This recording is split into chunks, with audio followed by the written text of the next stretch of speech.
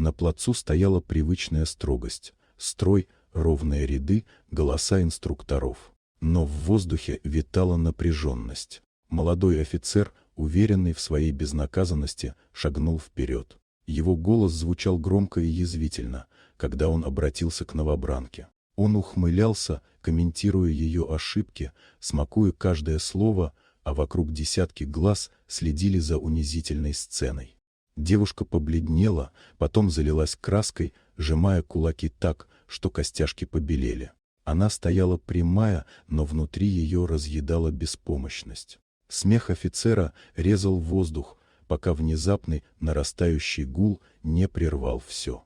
Сначала это был гул, похожий на далекий гром, но через секунды над плацем появились тени. Черный вертолет снижался прямо к строю. Воздух завибрировал от грохота лопастей. Пыль и песок закружились вихрем, ударяя в лица солдат, сбивая смех и разговоры. Все прикрывали глаза ладонями, а офицер, еще секунду назад самодовольный, растерянно отступил. Вертолет тяжело коснулся земли. Дверь со щелчком открылась, и на плац шагнули люди в черной форме. Их движения были выверены, шаги синхронны.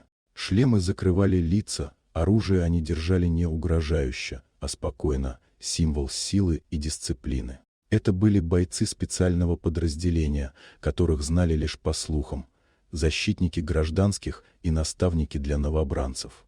Строй замер, смех оборвался. Никто не понимал, что происходит, но все чувствовали, это необычное прибытие. Атмосфера сменилась, теперь в воздухе стояла не насмешка, а ожидание.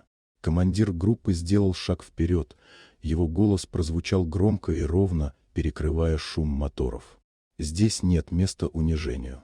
Его слова не требовали объяснений. Взгляды бойцов скрестились на офицере. Тот побледнел, сжал губы и бессильно опустил глаза. Девушка, которую он пытался осмеять, стояла с поднятой головой. В ее глазах впервые за день мелькнула уверенность. Она чувствовала, что теперь не одна. Все новобранцы вокруг, свидетели этой сцены, понимали, это не просто прилет вертолета. Это урок. Демонстрация того, что истинная сила проявляется не в высокомерии, а в умении защитить и встать за справедливость.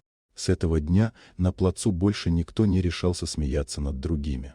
В их памяти навсегда остался шум винтов, пыль, закрывшая солнце, и тени бойцов, вышедших из черного вертолета, чтобы напомнить, достоинство важнее страха.